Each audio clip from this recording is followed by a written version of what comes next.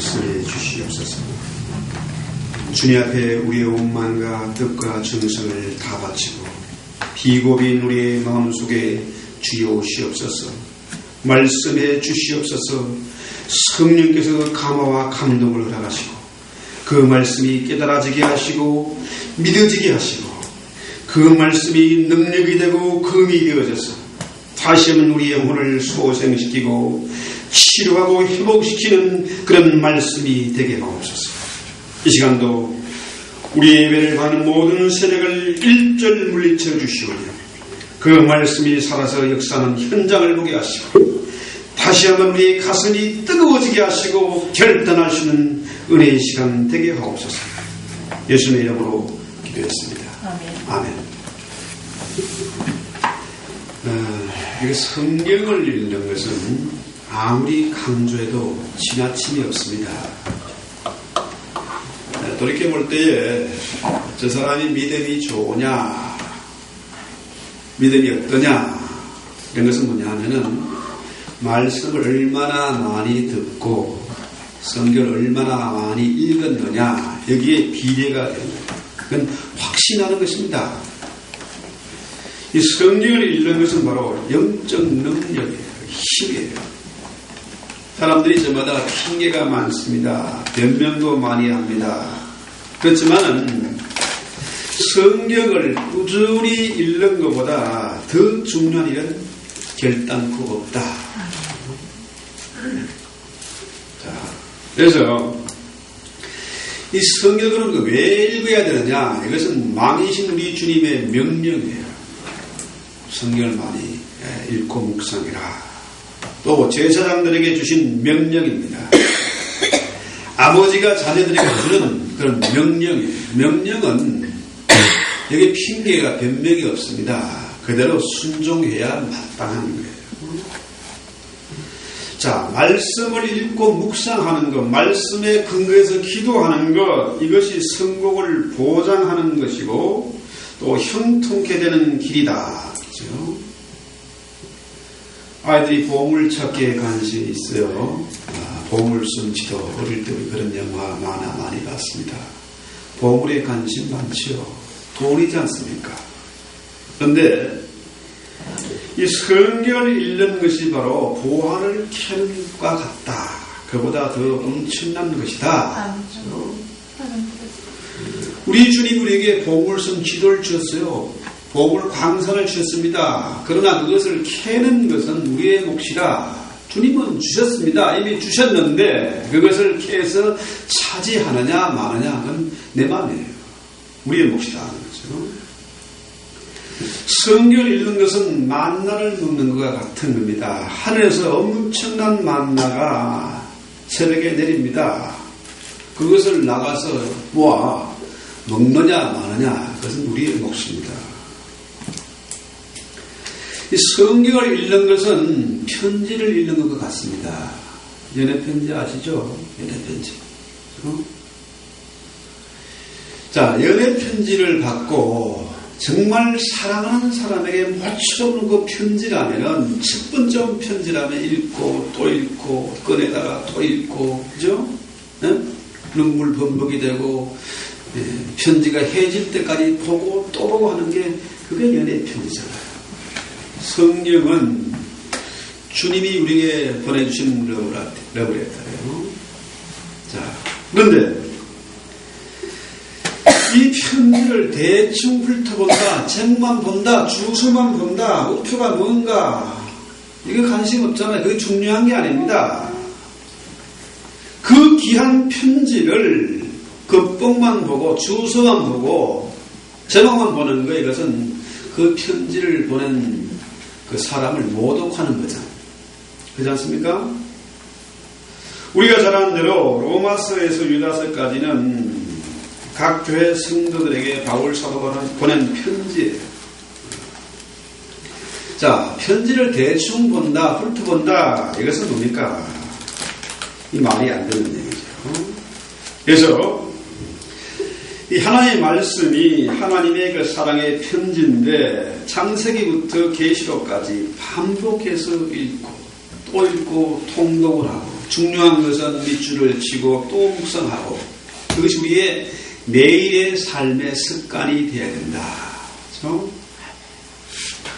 그래서 우리 성도들은 적어도 1년에 한 5번 정도는 성경 읽을 수 있어야 된다. 5번 많지 않습니다.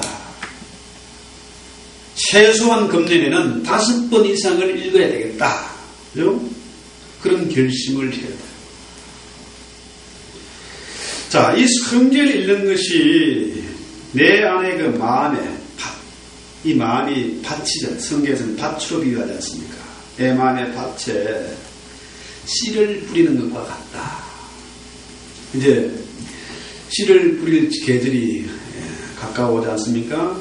아무리 좋은 씨가 있어도 그것을 창고에 놔두고 그냥 그 씨앗통에 봉투에 그냥 두면은 절대로 뭡니까? 열매를 거둘 수 없지 않습니까? 씨를 뿌려야 돼요.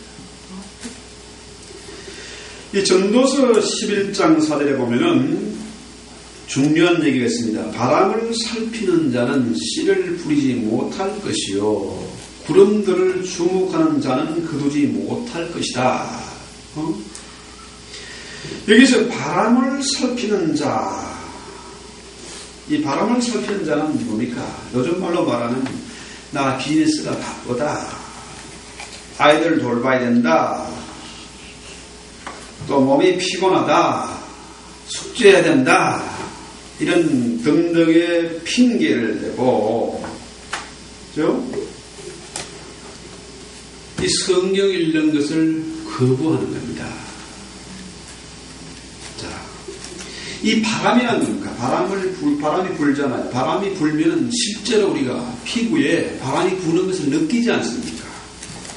자, 나뭇가지가 흔들리고 낙엽이 굴러가고 이 바람이 부는 것을 실제로 볼 수 있어요. 자, 우리가 이 땅에 살면서 현실적인 문제, 바람이 부는 것을 외면할 수는 없습니다. 살림살이 해야 되고 애들 키워야 되고 학교 숙제해야 됩니다. 바쁜 일이 많이 있어요. 그렇게 바람을 살피는 자는 절대로 성경을 읽을 수가 없다. 이런 자들은 절대로 씨를 뿌리지 못한다. 아무리 바빠도 씨를 뿌려야 30배, 60배, 100배의 풍성한 결실을 얻을 수가 있지 않습니까? 그 다음에 구름들을 주목하는 자, 이런 사람은 어떤 사람이냐면은 현재보다는 미래, 이 장래 일을 걱정하는 사람이에요. 올 비가 올 것 같은데 내일은 영하 한 20도로 내려갈 것 같은데 이 장래를 자꾸 고민하는 거예요. 금전에는 엄청 가뭄이 들 것 같은데 씨를 뿌려봤자 소용없을 것 같은데 이런 염려를 하는 사람은 그죠? 절대 씨를 뿌리지 못한다. 여러 사업 계획이나 인생의 계획, 여러 가지 걱정과 염려로 인해서 도저히 씨를 뿌릴 수가 없고 성경을 읽을 수가 없다. 그죠? 내일을 걱정하고 염려하고 자랑하고 계획하면서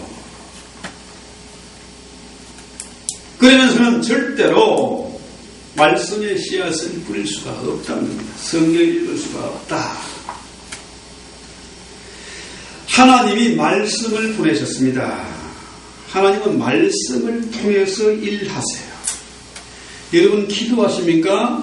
기도응답이 어떻게 옵니까? 뭐 하면서 번쩍번쩍하는 것이 뜨끈뜨끈한 것이 떨어집니까?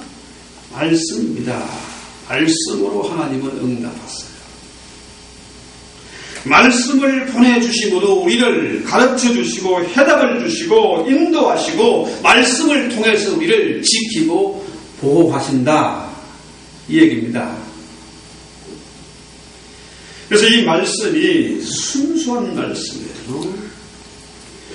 시편 12편 6절에 보면은 주의 말씀들은 순수한 말씀들이니 흙동안에서 단련하여 7번 순수하게 만든 은각도다. 그렇죠? 여러분 은 아시죠? 뻘으로 만든 그릇, 뻘으로 만든 그 거울. 그렇죠? 이 순수한 은으로 만든 거울을 보면 얼굴이 완벽하게 비치지 않습니까? 확실하게 얼굴이 비쳐요. 그래서 이 하나님의 말씀이 성경이 사람들 앞에서 나를 비추는 그런 거울입니다. 성경을 읽으면 내 모습이 정확하게 거짓없이 그렇게 비춰져요. 그렇습니다. 하나님의 말씀 앞에 드러나지 않은 것이 없습니다. 사람들 앞에서는 거짓말도 하고 변명도 하고 자기 합리화도 할 수 있지만은 하나님 앞에서는 그 말씀 앞에서는 절대로 속일 수 없다. 거짓말할 수 없다는 겁니다. 그렇습니다. 이 말씀이 순수하다. 자, 성경 오늘 본문 말씀에 주의 말씀들은 순수한 말씀들이 순수하다. 단련이 됐다는 거죠. 자, 순수한 말씀은 생각이나 우리의 그 마음조차도, 그렇죠? 상상조차도 악하게 만들지 않습니다. 성경을 많이 읽고 묵상하면 그 마음이 순수하게 된다. 자, 그 속에 간사함이 없는 사람, 정직한 사람, 이런 사람 어떤 사람입니까? 말씀을 가까이 하고 말씀을 묵상하고 기도하는 사람이에요. 그래서요, 이런 비즈니스 할 때도 정말 경건한 사람, 순수한 사람을 만나야 도움을 얻지 않습니까? 내가 하나님 말씀으로 꽉 차 있으면은 나도 내 모습을 비출 수 있을 뿐만 아니라 사람을 판단할 수가 있어요. 저 사람이 어떤 사람이냐. 이 도둑놈들, 사기꾼들 만나면은 막대한 피해를 입고 상처를 입지 않습니까? 자, 순수한 마음, 순수한 양심, 순수한 신앙은 어떻게 만들어집니까? 하나님의 말씀이 순수하기 때문에 이 말씀을 읽고 묵상하고 이 말씀에 근거해서 기도하는 사람이 순수한 마음, 순수한 양심, 순수한 신앙을 가질 수가 있어요. 그래서 잠언서 30장 5절에 보면 하나님의 모든 말씀은 순수하여 그분은 자신을 신뢰하는 자들에게 방패가 되느니라. 참 이상한 말이죠. 하나님의 말씀이 순수해서 이 순수한 말씀을 신뢰하는 자들에게 이 말씀이 방패가 된다. 우리 생각에는 좀 순수해 보이는 사람은 좀 뭐라 그래요? 좀 나이브한 사람은 어리숙하게 생각하지 않습니까? 쉽게 당하고 쉽게 넘어가는 사람을 생각하는데 성경 말씀은 반대잖아요. 그렇죠? 하나님의 말씀이 순수해서 이 말씀을 신뢰하는 자들에게 이 말씀이 방패가 된다. 이 순수한 말씀이란 내복이나 거짓이나 부풀림이 없는, 불순물이 전혀 없는 그런 말씀이에요. 그래서 이 말씀이 우리의 안전판이 되고 피난처가 되고 요새가 된다, 방패가 된다는 겁니다. 그래서 언제나 어디서든지 이 말씀을 우리가 신뢰하고 또 안심하고 이럴 수 있다는 거죠. 그렇습니다. 이 말씀이 순수하기 때문에 수백 년, 수천 년 지나도 영원토록 이 말씀이 변질되지 않고 부패하지 않고 이 말씀이 해롭지 않다. 왜? 이 말씀을 신뢰할 때 주님이 이 말씀이 방패가 되기 때문입니다. 그래서 이 순수한 말씀은 성도들의 그 신앙을 자라게 하는 양식이에요. 왜 이 시대 교회들이 이렇게 부패했냐, 엉망이냐, 열매가 없고 힘이 없냐, 왜 성도들이 그 모양이냐, 뭐 이런저런 핑계를 댑니다. 뭐 교회가 어떻고, 목사가 어떻고, 설교가 어떻고, 별별 핑계를 대고 말들이 많지만은, 한마디로 얘기해서 뭡니까? 그 이유는 이 하나님의 순수한 말씀을 사모하지 않고 말씀을 읽지 않고 묵상하지 않고 기도하지 않기 때문이다. 변명하지 마십시오. 핑계대지 마십시오. 하나님의 말씀은 천년 만년이 가도 순수한 말씀이고 그 말씀은 우리에게 방패가 되는 말씀입니다. 또한 사무엘하 22장 31절에 보면은 주의 말씀은 단련된 말씀이다. 하나님으로 말하건대 그분의 길은 완전하고 주의 말씀은 단련되어 순수하니 그분은 자신을 신뢰하는 모든 자에게 방패가 되시구나. 계속 반복되는 말씀이잖아요. 이 단련됐다는 것은 금이나 은이나 놋이나 그러니까 불 속에 들어가서 10분이고 100분이고 들어갔다 나오면 어떻게 해요? 불 속에 들어갔다 나오면은 그 모든 찌끼 불순물이 다 제거된다는 거죠. 순수한 금, 순수한 100% 은이 된다. 이 말이에요. 자, 하나님의 말씀은 금이나 은보다도 다이아보다도 더 단련된 말씀이다. 불순물이 요만큼도 없다는 겁니다. 찌꺼기가 없어요. 역사 속에서 성경만큼 도전과 시련을 받고 공격을 받은 것이 없습니다.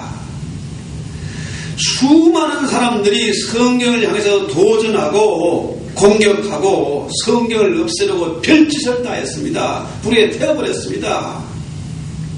교회와 목사를 파괴하고 죽였습니다. 그런데 이 수천 년의 역사를 통해서 엄청난 공격을 받고 욕을 먹었지만은 그때마다 하나님의 말씀은 단련되어져서 더 강력하게 역사했다. 그래서 그분의 길은 완전하고 주의 말씀은 단련되어 순수하니 그분은 자신을 신뢰하는 모든 자에게 방패가 되시도다. 여러분 보세요. 요셉이라는 사람 아시지 않습니까? 요셉이 어릴 때 팔려갔습니다. 요셉을 단련한 것이 뭐예요? 주의 말씀이 그를 단련하였도다. 시편 105편 17절의 말씀이에요. 하나님의 말씀이 요셉을 단련해서 금보다 은보다 더 빛나게 됐다. 그렇죠? 마침 요셉이 애굽의 총리가 되지 않습니까? 자, 수많은 박사와 술객과 장로들이 요셉을 죽이려고 요셉에게서 흠을 찾으려고 했지만은 요셉을 감당하지 못했어요. 왜? 하나님의 말씀이 그를 단련했기 때문에 그렇습니다.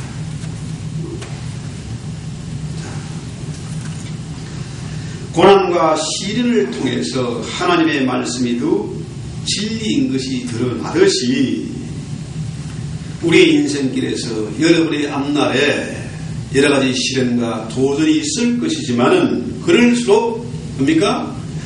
우리 안에 하나님의 말씀이 있으면은 우리를 단련시켜서 금보다 더 단련시켜서 귀한 것이 될 수 있다. 자, 그렇습니다. 우리가 시련을 통해서 무엇을 의지하게 됩니까? 무엇이 생각납니까? 위기를 만나고 도전을 만나고 문제에 부닥칠 때마다 생각나는 게 뭐겠습니까? 하나님의 말씀이에요. 말씀이 우리를 단련시키고 우리를 지키고 인도한다는 거예요. 이것은 우리 모든 신앙이 우리 선배들의 신앙 고백이고 감정이잖아요. 하나님 우리를 어떻게 단련하십니까? 말씀을 통해서 단련하세요.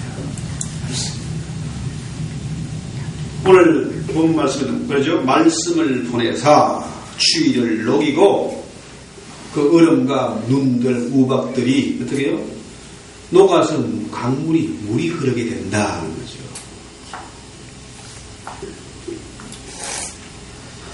또한 요한복음 6장 68절에 보면 주의 영원한 생명의 말씀들이 주께 있사온데 우리가 누구에게로 가오리까? 주의 말씀은 생명의 말씀이다. 이 생명의 말씀을 통해서 우리는 풍성한 생명을 얻을 수 있습니다.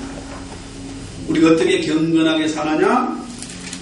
하나님의 생명의 말씀, 이 말씀을 통해서 우리가 경건한 삶을 살 수가 있고 풍성한 생활을 누릴 수가 있다. 그렇죠? 자, 베드로후서 1장 3절에 보면 베드로 사도가 뭐라 그래요? 우리를 부르사 영광과 덕에 이르게 하신 분을 아는 것을 통하여 그분의 신성한 권능이 생명과 경건에 속한 모든 것을 우리에게 주셨다. 이 말씀이 곧 생명의 말씀이다. 생명의 말씀을 받지 않고 영적인 생활을 할 수가 없고 경건한 삶을 살 수가 없고 경건한 자녀를 얻을 수가 없다. 여러분 경건한 자녀를 얻기 원하세요? 그러면은 뭡니까? 이 생명의 말씀 우리가 언제나 묵상하고 기도하고 이 생명의 말씀을 우리 아이들에게 가르쳐야 돼요. 그래서 이 생명의 말씀을 우리 자녀들뿐만 아니라 우리 형제와 이웃들에게 이것을 전해야 된다. 가르쳐야 된다는 겁니다. 그래서 사도행전 5장 20절에 뭐라고요? 이 생명의 말씀을 백성들에게 다 말해라. 다 가르쳐 전해라. 이 얘기잖아요. 우리 육체 안에서 지금 우리가 살고 있습니다만은 주의 그 생명의 말씀이 우리 안에 계신다. 주님이 내 안에 계신다. 말씀을 믿고 말씀을 묵상한다는 겁니까? 주님이 내 안에 계신다. 생명이 내 안에 있다는 거죠. 주님이 생명의 말씀이기 때문에 그분이 우리를 살리는 방식이 뭡니까? 말씀을 보내사 우리를 살리시고 말씀을 보내사 그 말씀이 방패가 되게 하시고 그 얘기 아닙니까? 자, 시편 119편 50절에 보면 내가 고난당할 때 이것이 내 위로가 되었사오니 이는 주의 말씀이 나를 살리셨습니다. 이 얘기입니다. 말씀이 우리를 살립니다. 말씀이 내 병을 치료하는 겁니다. 말씀이 나를 위로하고 말씀이 나에게 힘을 주는 것이죠. 그렇다면 우리가 이 말씀을 많이 읽어야 되지 않겠어요? 오늘 결심을 해야 되는 겁니다. 말씀을 읽게. 아무리 바쁜 일이 있어도 바람을 살피고 구름을 살피는 그런 자가 되지 말고 성경을 읽어야 된다. 자, 뿐만 아니라 로마서 10장 8절에 보면은 주의 말씀이 곧 믿음의 말씀이다. 그렇죠? 우리가 선포하는 믿음의 말씀이다. 그 말씀이 내게 가까운 내 입에 있으며 내 마음에 있다 했으니 곧 우리가 선포하는 믿음의 말씀이다. 이 말씀이 우리에게 믿음을 줍니다. 믿음은 들음에서 나며 들음은 곧 하나님의 입에서 난 모든 말씀으로 말미암습니다. 자, 믿음의 말씀은 우리의 믿음이 신앙이 자라고 양육되는 거죠. 그래서 디모데전서 4장 6절에는 내가 형제들에게 이것들을 기억하게 하면 내가 도달한 믿음의 말씀들과 선한 교리의 말씀들로 양육을 받아 예수 그리스도의 선한 사역자가 되라. 우리가 주님의 선한 사역자가 되기 위해서는 뭘 해야 됩니까? 여러분이 무슨 사역을 하고 영적인 일을 하려고 하면은 이 믿음의 말씀으로 양육을 받아야 된다. 그렇죠? 뿐만 아니라 전도서 11장 10절에 보면 기록된 말씀은 올바른 것이요 곧 진리의 말씀들이로다. 자, 이 말씀이 곧 진리의 말씀. 우리가 진리의 말씀을 확실히 알아야 합니다. 그래야 남들이 물어볼 때, 진리에 대해서 물어볼 때 내가 답변할 것이 있잖아요. 쥐뿔도 모르면서 어떻게 남에게 가르치고 남에게 전할 수가 있습니까? 부지런히 말씀 읽고 묵상하고 연구해야 된다. 공부해야 된다는 거예요. 진리의 말씀은 믿음의 대상을 넘어서 부지런히 공부해야 될 것입니다. 근데 성경을 읽지 않고 성경을 모르면서 어떻게 진리를 알고 진리를 전할 수가 있겠습니까? 사람이 교회에 옵니다. 교회 와서 예배드리고 그날 성경 읽은 것 뿐이라 딱 성경 가방채로 던져놓습니다. 성경을 쳐박아 놓고 성경 읽지 않아. 어떤 사람 아예 매주 교회 오는 것도 힘들어하는 사람이 있어요. 이런 자들은 하나님의 말씀을 듣지 않습니다. 아예 하나님의 말씀이 들리지 않습니다. TV에 나오는 무슨 박사의 얘기, 무슨 이런 사람들의 얘기는 귀가 솔깃한데 하나님 말씀에 관심이 없습니다. 안 들려요. 그러니까 이런 사람들에게요 쉽게 속습니다. 쉽게 흔들려요. 이리저리 흔들리는 겁니다. 자, 믿음이 약한 사람들, 그 사람들 보면 뭡니까? 100% 성경 읽는 것을 볼 수가 없어요. 성경 안 읽습니다. 아는 게 없어요.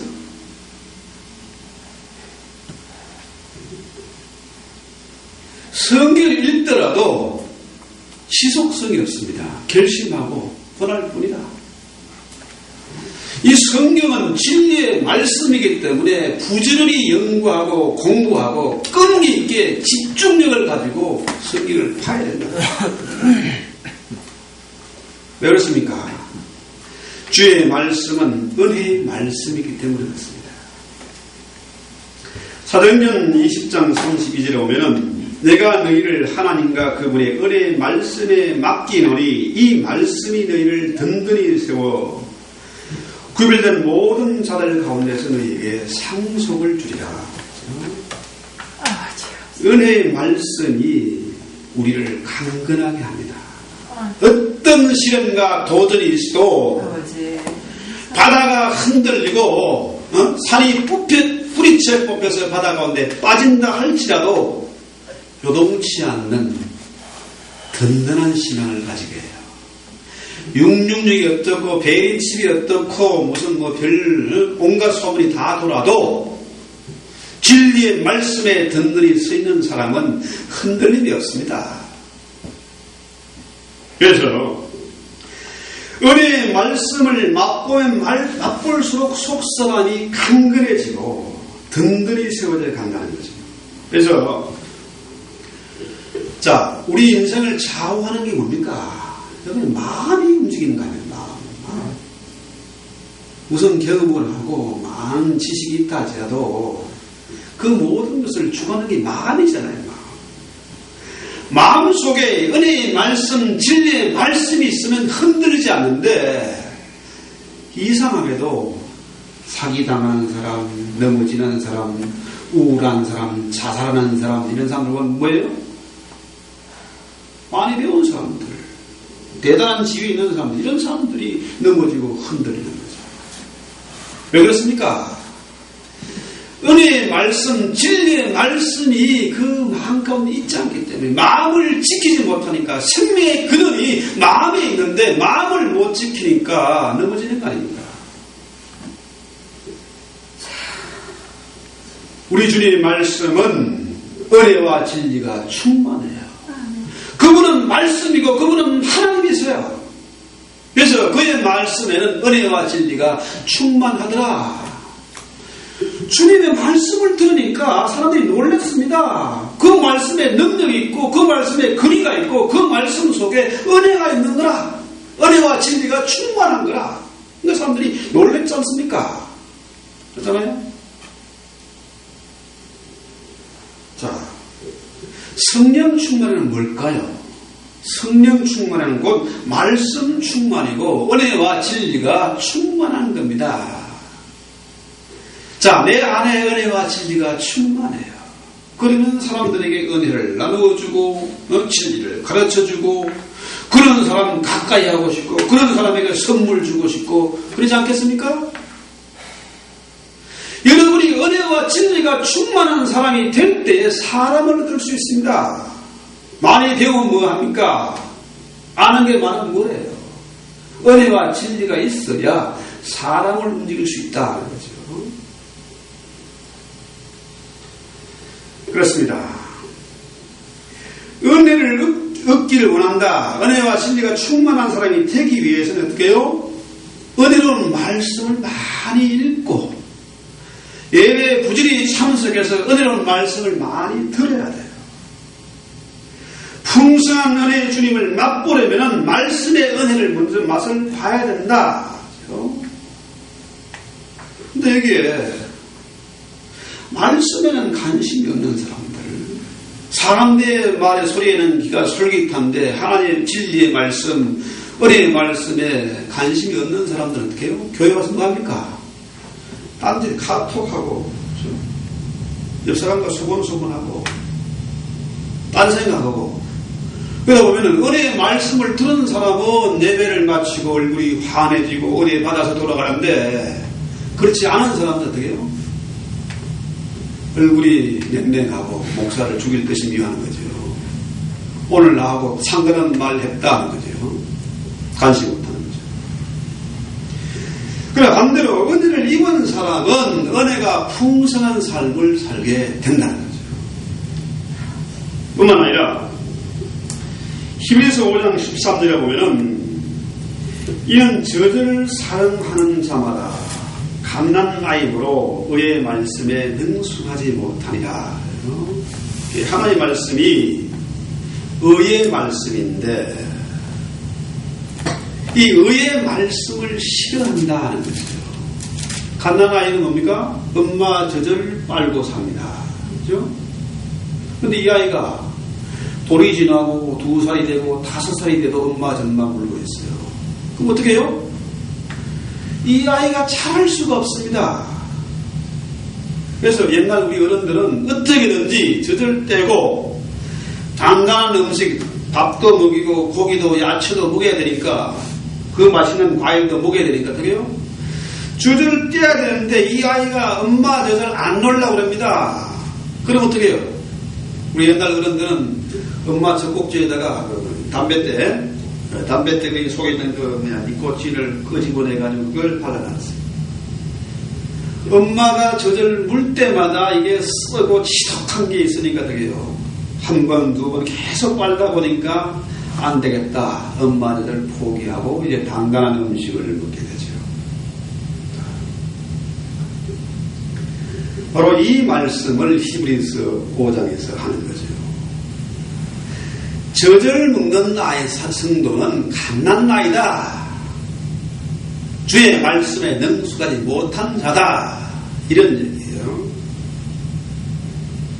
자, 성경 말씀이 은혜로운 말씀, 진리의 말씀도 있습니다만은 이 성경 말씀은 분명히 오늘 성경 보니까 뭐라고 그래요?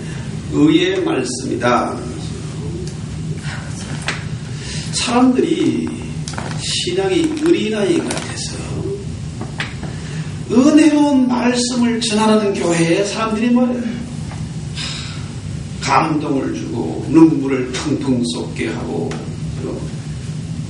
그런 교회 사람들이 모인다. 결과적으로 어떻게 해요? 그런 말씀을 전하고 그런 교회에 찾아들다 보니까 오늘날 성도들이 어떻게 됐습니까? 덩치는 크고 나이는 높고 집사 장로가 되고 권사가 됐는데 뭐예요? 어린애입니다. 젖먹이에요. 신앙이 자라지는 못하고 어린애 행세를 하고 수없이 변덕을 부리고 시험에 걸려 넘어지고 이런 형편인 거죠. 세월이 지나도 여전히 기저귀 차고 젖병 물고 있다. 이 얘기입니다. 그 전에 제가 부교육자 때 교회에서 유치원을 운영했어요. 유치원 운영하면서 미국에 오니까 아이들 얼차를 주는 방식이 미국은 때리지 못하니까 뭐예요? 타임아웃을 시켜요.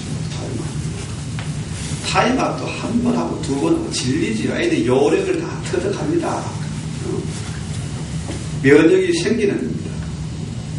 근데 그 유치원 선생님이 아이들에게 벌 주는 게 제일 확실한 게 뭐냐면 뭔지 아세요? 기저귀를 치워놓는 거예요. 바지 벗고 기저귀 치워놓으면 애들이 제일 싫어해요. 나 이제 기저귀 뗐고 젖병도 떼버렸다. 나 어린애 아니다. 나 전문이 아니다. 그런 요만한 애들도요 자존심이 있는 겁니다. 제일 싫어하는 게 합의서 채우는 거예요. 적어도 우리 교회 신자들이, 우리 성도들이 자존심이 있어야 됩니다. 자, 어린아이가 살아야 되잖아요. 오늘이 되고 10년이 되고 30년이 되면은 신앙이 성숙해 가야 되지 않겠습니까? 나이가 50이 되고 60이 되는데 기저귀 빨고 기저귀 차고 젖병 빨고 있으면 참 보기가 안 좋습니다.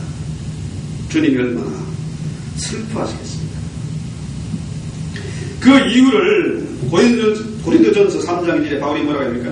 내가 너희를 저주로 먹이고 단단한 음식으로 하지 아니하였나니 이는 지금까지 너희가 그것을 감당하지 못하였으며 지금도 못하기 때문이다.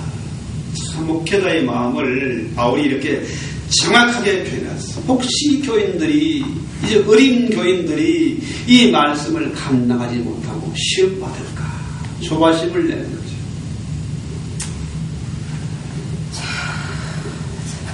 아직까지 의의 말씀을 접하지 못했기 때문에 하나님의 의의 말씀이 진리의 말씀을 거부하는 사람들이 있다. 그래서 삼강 오륜 설교하는 교회, 고상하지요. 은혜롭습니다. 그런 교회를 찾게 된다. 하나님의 말씀을 들어도 찔림이 없는 겁니다. 찔릴 필요가 없어요. 은혜로운 말씀만 전하니까 찔림이 없어요.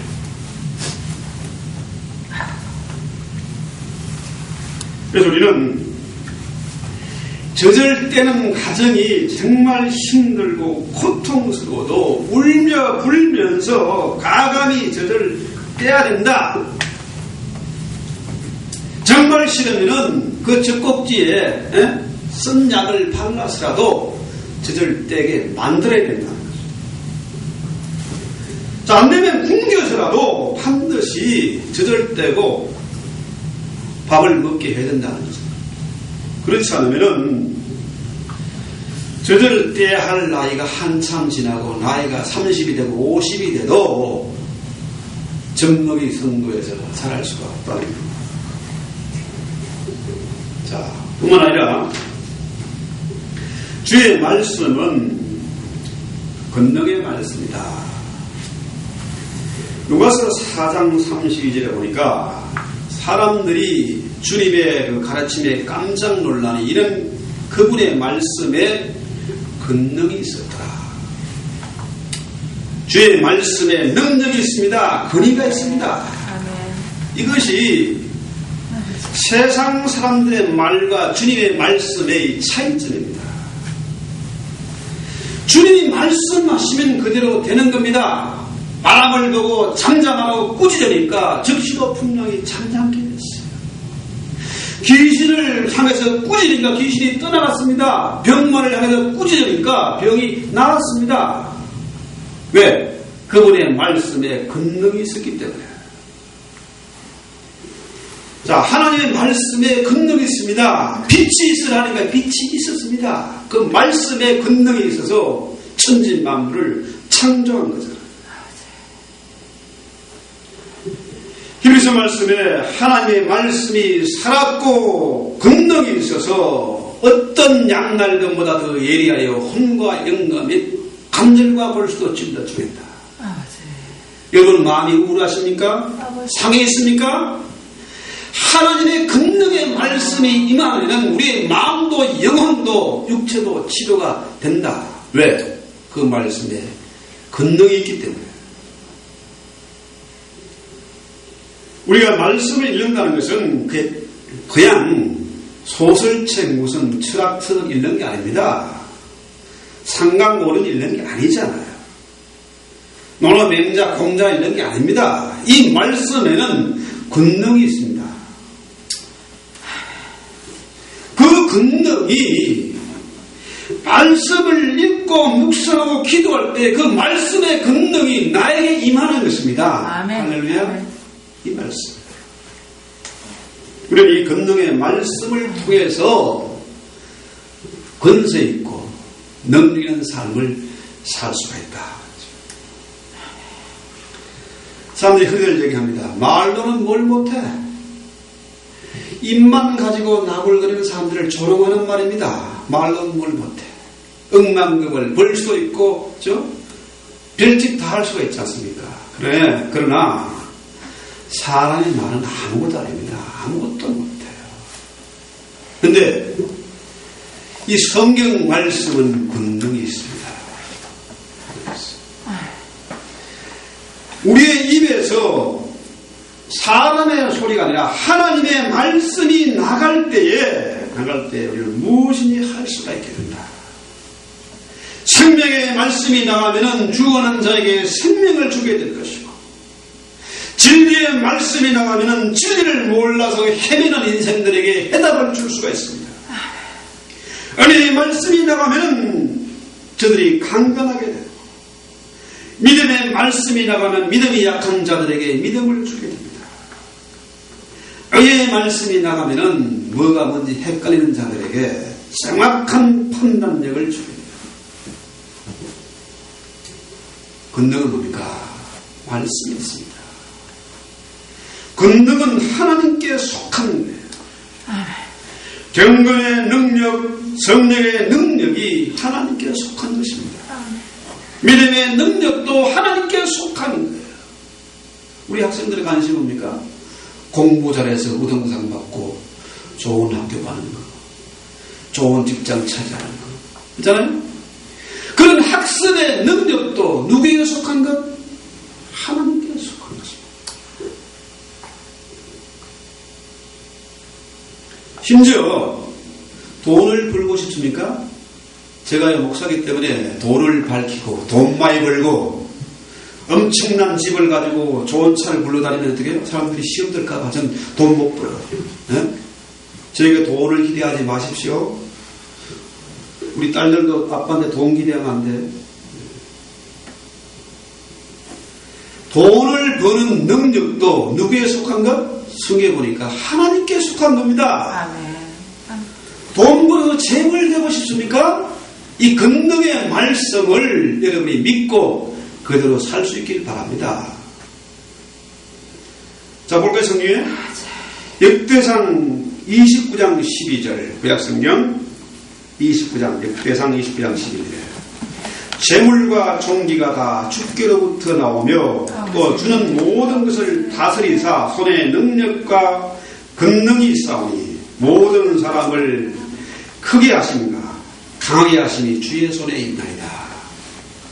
자, 재물과 종기가 어디서 나온다고요? 다 주께로부터 나오는 것이다. 주님을 통해 이 권능을 얻고자 한다면은 권능의 말씀을 보십시오.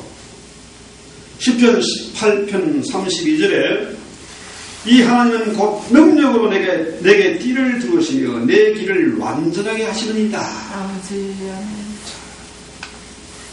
하나님이 능력을 나에게 띠로 둘러주세요. 능력 연자가 되고 싶습니까? 하나의 말씀입니다. 말씀. 자, 오늘 여러분 수지 말라는 공부 잘하고 돈 버는 게 다 있으니까 진리가 있고 해답이 여기 다 있지 않습니까? 엄청난 무화가 여기 다 있잖아요. 그렇지 않습니까? 그럼 오늘부터 성경 읽고 기도할 마음이 생기냐 어때? 어때? 할 마음이 생겼다? 다윗이 힘이 셌습니까? 다윗이 능력이 있었습니까? 그가 잘났습니까? 그거 아니잖아요. 다윗은 사울 왕에 비해서 한참 더 외모나 뭐 힘이나 능력이나 도무지 상대가 안 되는 사람입니다. 심지어 그 아비도 자식 다윗은 내 형제가 많이 있는데 그 많은 애 중에 얘는 말째고 얘는 도저히 희망이 없는 애입니다. 그 형제들도 자기들끼리 놀았지 다윗은 왕따예요. 인정 못 받았습니다. 그런데 다윗이 어떻게 그런 능력을 행했을까요? 그렇게 어떻게 위대한 왕이 됐을까요? 그 해답이 10편 18편 32절에 나옵니다. 이 하나님은 곧 능력으로 내게 띠를 두르시며 내 길을 완전케 하시는 이시니, 하나님께서 능력으로 다윗을 띠를 둘러주셨다. 그렇죠? 그가 어디를 가든지 악기를 가지고 다니면서 찬송하고 기도하고 말씀을 의지했던 자입니다. 적진을 넘나들면서 주의 말씀에 의지해서 비록 삶과 죽음이 한 걸음이지만 하나님께서 그를 지키시고 인도하셨기 때문에, 그렇죠? 그가 주의 말씀을 읽고 묵상하는 데서 말씀의 권능을 힘입고 살았기 때문에 그가 능력 있는 삶을 살 수가 있습니다. 자, 뿐만 아니라 주의 말씀은 선한 말씀이다. 신의 산에 강림하신 하나님의 말씀이 바른 법도와 참된 율법과 선한 법규와 명령을 그들에게 주시고, 느헤미야 9장 13절 말씀이에요. 주께서 우리에게 주시는 말씀은 선한 말씀이다. 선한 말씀. 자, 이 말씀이 선한 말씀인데 그게 선한지 아닌지 어떻게 합니까? 뭐 쓴맛, 너희가 인생의 쓴맛을 봐야 인간이 되지, 우리가 흔히 그런 말 하지 않습니까? 하나님이 선하신지 아닌지 우리가 맛을 봐야 되잖아요.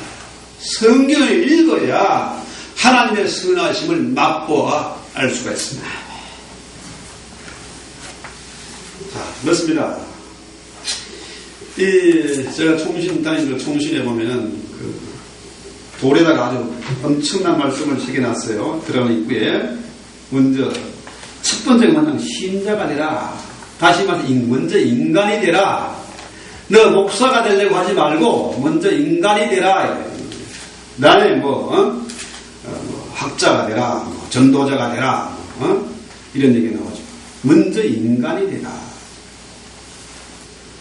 속 썩이는 자녀 있습니까?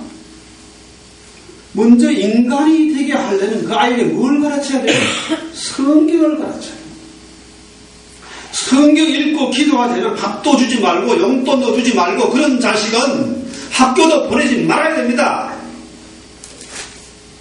많이 되어서 뭐합니까?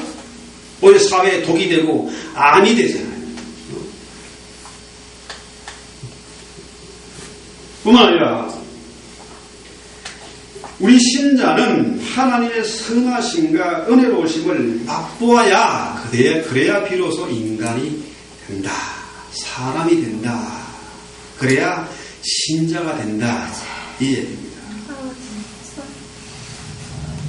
주의 말씀은 지혜와 지식과 명철의 말씀. 고린도전서 12장 8절에 보면 어떤 사람에게는 성령을 통해서 지혜의 말씀을, 어떤 사람에게는 성령을 통하여 지식의 말씀을. 이게 성경이 뭡니까? 지혜와 지식의 말씀, 명철의 말씀. 그러니까 성경을 많이 읽고 성경 말씀을 많이, 예배를 많이 드리면요, 초등학교도 나오지 않은 무식쟁이를 할지라도 상당히 지혜로운 자가 됩니다. 아주